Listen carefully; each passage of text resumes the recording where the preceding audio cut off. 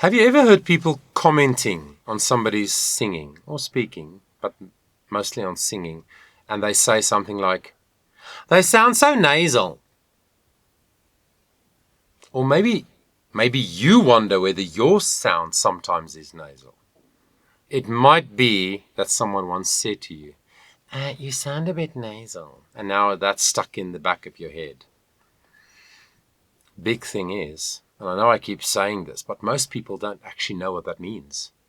Even singers, they don't actually know what it means. They just go, "I don't like that sound. I think it's a bit nasal," but they don't actually know physiologically what happens to make a sound nasal.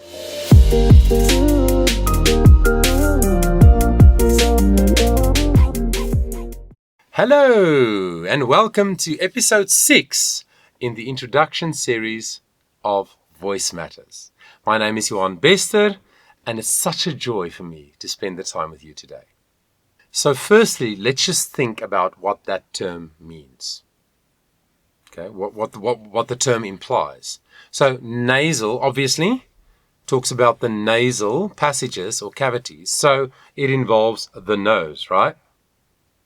So when you make a nasal sound with your voice, here's what's happening. The breath, as I exhale and produce my sound, the breath is now flowing through your nasal passages instead of through your mouth. But here's the thing. When we sing or speak, we mostly, I would say 90 or 95% of the time, do not want the air to travel through our nose, but through our mouth. Now, for the purposes of this discussion and this teaching series, obviously I'll focus more on the way that sounds are formed in the English language. But even in my home tongue, Afrikaans, and in many, many other languages, there aren't many nasal sounds, many sounds that are meant to be nasal. And then, of course, there are languages, like especially languages from India, different Indian dialects, and some Asian languages like Vietnamese or Thai, where most of the sound is pretty nasal. And of course, you will know this if your mother tongue is Thai or Indian, that this is the way the sound is produced, like it's meant to be very nasal. But we focus on the language that most people sing in, right? All over the world, which is, of course, English. Right, so what is our story here today? In the English language and many, many other languages, there actually only are 3 nasal sounds. In other words, only 3 sounds where the air, the breath as it flows out, is supposed to go through the nose. Let's think about that. What would you think these are? I think the first one that most people can sort of kind of figure out is right? A M in spelling. The sound is So this is a really funny way that you can check, okay? Do a prolonged or sustained sound and then block your nose and see if the sound can continue. Let me demonstrate.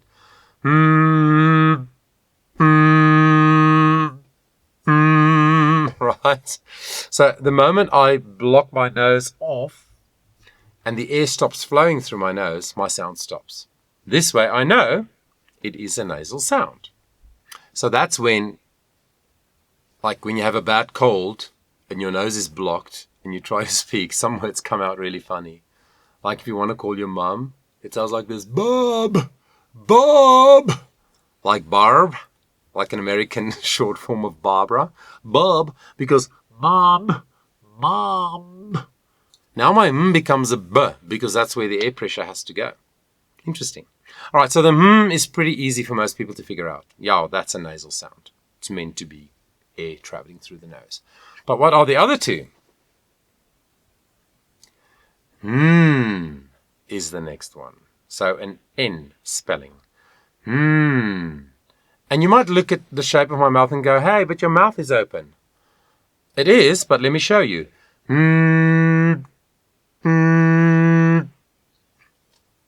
So that's interesting. Even though my mouth is open, slightly open, as opposed to where clearly my mouth was closed, like my lips were on top of each other. So it was closing my mouth. So it was very clear to go, yeah, that must go through the nose. But is slightly open. And tongue position, the tip of my tongue is high behind my upper teeth. And my mouth is slightly open. Like you can even see someone's lower teeth when they do a nice but the air still travels through the nose. Interesting, right?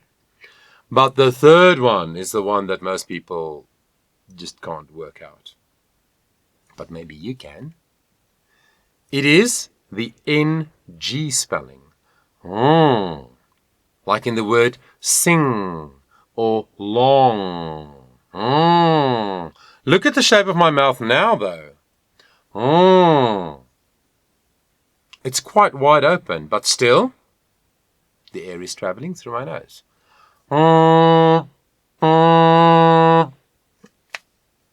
So there they are, the 3 nasal consonants. The only 3 sounds in most languages, and especially in English, that should be nasal.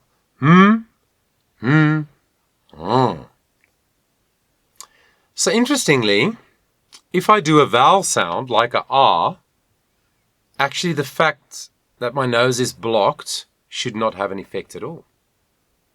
Why?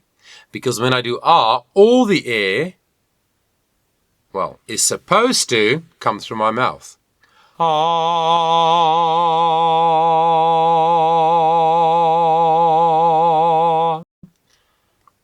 Has no effect whatsoever. Because on a vowel and all the other consonants, the air is actually coming through my mouth. Okay, so back to those 3 nasal consonants. The interesting thing that I just touched on then is that they have a different shape, right? So the actual shape that my lips form is different for all 3 of them. They have a different jaw position, so they are open in at different rates or angles or spacings. And the third thing is the position of my tongue is different for each one of them. Watch again.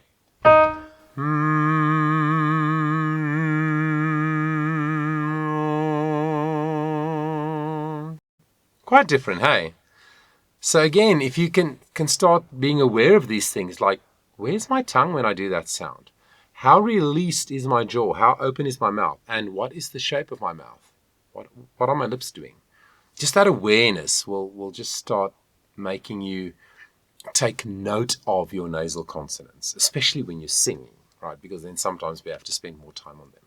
So what I have found really helpful is to sing the same little melody on all 3 of these nasal consonants in a row, just to make myself aware of the different things, like the different shape, the different openness, released jaw, and the different tongue position, right? Here's the thing though.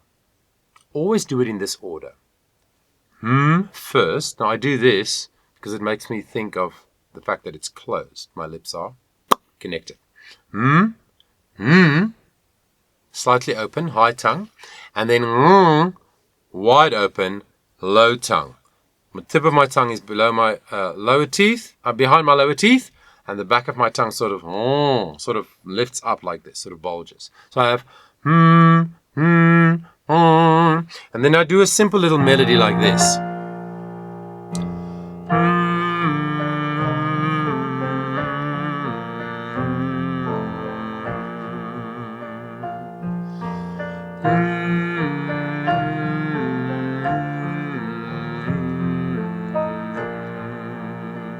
And then the NG.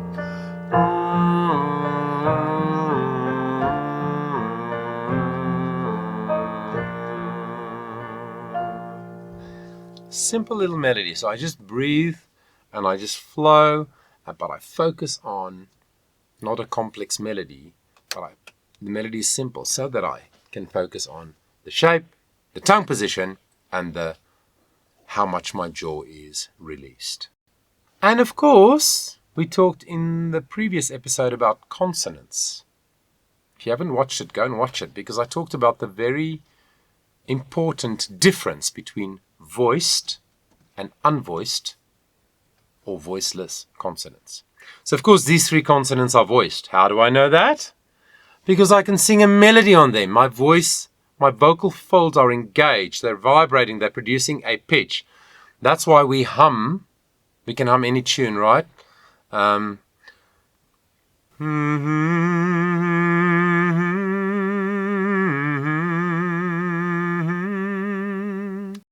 Leonard Cohen's Hallelujah, right? I can hum it. And people normally only think of humming in terms of a sound. But actually you can hum on a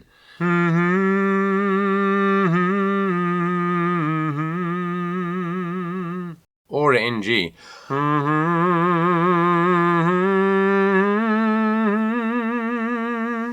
That feels a bit stranger because we don't often sing prolonged on an NG sound. But the point is, these 3 consonants, nasal consonants, are voiced consonants.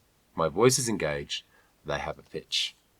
Okay, so back to the little melody. Why don't you sing along with me? Come on, it'll be fun. All right, I'm going to sing, but don't make me sing alone. And we're just going to do that simple melody. That's how the melody goes, right? So we're going to do it nice and slow. So you have time to breathe in between. First, second, and last every time. 1, 2, ready, go.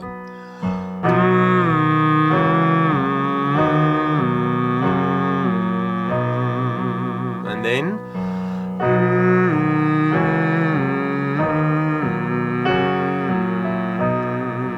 and finally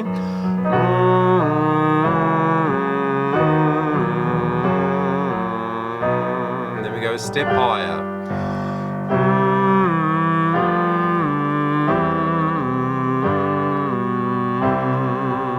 Tongue.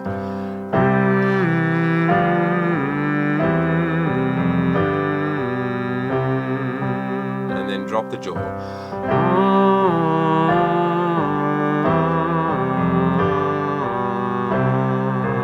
One more time.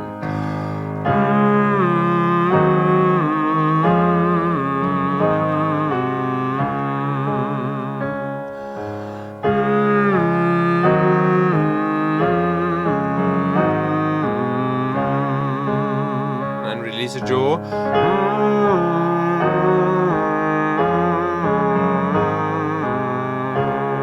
Step down again.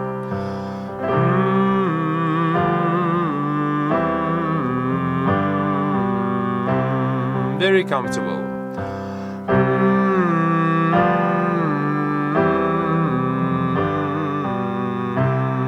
And the very last one.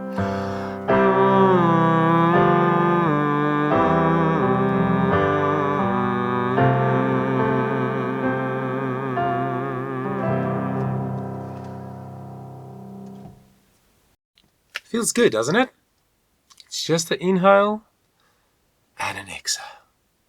And I just close my mouth, use my tongue and my lips and my jaw position to create these different sounds. But it's just easy and comfortable, and it just makes me feel good.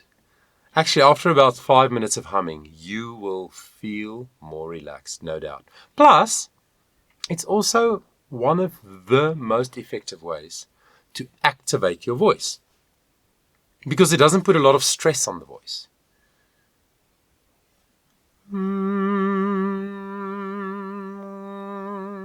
So deliberately, I didn't sing a big song. Like, I'm not going to go never enough, like try and that. That's not going to be very helpful right now. No, the purpose of humming on or singing on these nasal consonants is just to activate the vocal folds in a very gentle way. Just send some blood flow there. Very gentle. I keep it in a low, comfortable range. I don't have to concentrate. I'm not trying to sing beautifully, right? When you do these kinds of exercises, guys, this is very important. So many singers are too concerned with, am I hitting the pitch? Does it sound beautiful? That's not the point. Think about an athlete, like a sprinter. They don't run 10 400-meter races before the race. No, they just activate the right muscles, that jump away muscles, that acceleration, just all the different kinds of muscles that they need, arms, shoulders. They activate that before the race. This is what you are doing when you're doing a simple exercise like this. So don't worry about the pitch. Don't worry, does it sound beautiful? It's not a performance. An exercise is not a performance. That's something for you to remember. Okay, so very gently, again, you don't need a piano. You can just go,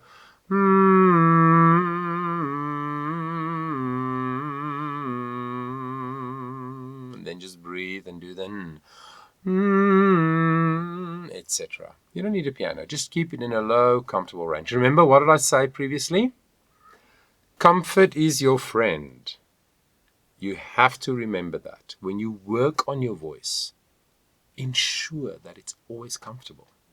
Don't push it to a high place or a super low place or something when you're just developing the muscles and developing your awareness to get to a place where you can always control the sound. When you do that, you don't want to push it and make it uncomfortable. Right, so that's a very nice, simple way to do it, and I want to encourage you to start singing a little bit on nasal consonants and become aware of that. By the way, back to the title of this episode, like my sound is nasal. If you do want to check whether some of your other sounds are nasal, that shouldn't be, then sing that sound, close your nose, and see if the sound changes. Let me demonstrate. If I make a nasally R sound, I'm going to do that now, and I block my nose off, you will hear that my sound changes significantly. Like you can hear it's a different sound. Right? Listen.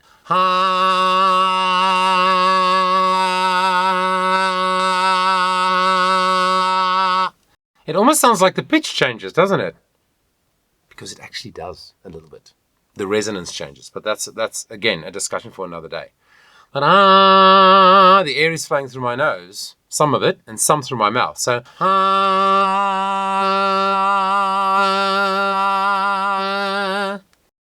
but if I go all the air is traveling through my mouth as it should. So if somebody says you're nasal, or if you suspect that you are nasal, sing through the song. I heard there was a secret chord that David played and it pleased. Sorry, then I can hear, no, my sound didn't change. It's my normal sound. So it's not nasal. So that's a very simple way to just check. Don't be overly concerned, okay? Many people will say things like that without thinking or knowing what they're talking about. Okay, so that's what I wanted to talk about today. Again, it's a lot of information. You might have to go back and watch it again and pause it and try the things, right? And even rewind if you didn't get something. Listen again. Look at my explanations and my examples. Listen to my explanations and look at my examples. And then try it again. Listen. You must spend time with your voice. Explore, experiment. Again, exercising is not performing. So if the sound comes out strangely or you look funny, who cares? It's just you and your voice. You're developing a relationship. You're developing awareness. You want to do the best with your voice that you can, right? So try these things. So here's your Voice Matters challenge for the week. I might totally forgot what it is. Let me just check. Take simple melodies. Remember what I said, not too high and too low, comfortable. Take a simple melody, even if you want to take Twinkle, Twinkle, Little Star, or whatever song. Sing it on each one of those nasal consonants.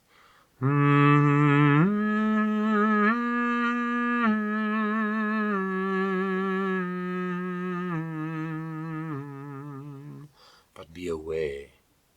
Where do I feel the sound in my mouth? Like, where is the sound resonating? Where's my tongue? What are my lips doing? How open am I, right? And then,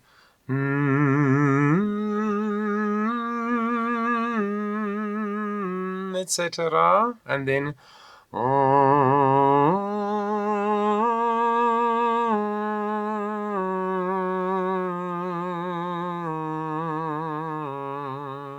I'm feeling the vibrations. Where are they? Because they're a little bit different for each one of these nasal consonants because of where the tongue sits, the space, etc. But we'll talk about that another time, right? The resonant space and the resonant focus point in your mouth. But yeah, do that. And again, it's not about spending hours on end. The important thing when you want to create awareness like this, like you got information from me, now you want to exercise it so that it becomes knowledge, awareness, right? So the important thing is frequency. You have to do it frequently. You have to do it often. That's why I always suggest do 2 minutes at a time, at least once a day, preferably 3 or 5 times a day. So if you did 2 minutes 5 times a day, what's that? 10 minutes. Really? You can afford 10 minutes. Don't set 10 minutes aside. Do it when you get changed in the morning. Do it on your way to school or to work in the car. Do it in your lunch break, whatever. Take 2 minutes and just do with an awareness, so with a thought process, right? Don't try and work on your computer and hum at the same time, because then you're not concentrating on it, right? So try and do this 2 or 3 or 4 or 5 times a day, just for a minute or two. Sing on the different nasal consonants. And again, I keep saying this, but it's the truth. You will be amazed after about a week of how much more aware you are. Now when I have mms and hms and hms in my songs, I sing my song. Now when I sing something like that, I'm so aware. Where's my tongue?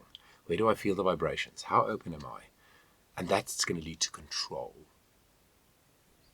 of just another bunch of sounds, which ultimately means I can control all my vowels, all my consonants, and I always know what it's going to sound like when I sing it. So thanks again for watching and spending the time with me today. I love chatting about this stuff. I love trying to help people who actually want to make their life better, become a better communicator, a better performer, a better singer. I love helping you. Leave your comments, leave your questions, and spend some time this week with your voice. This is Johan Bester, reminding you that your voice matters.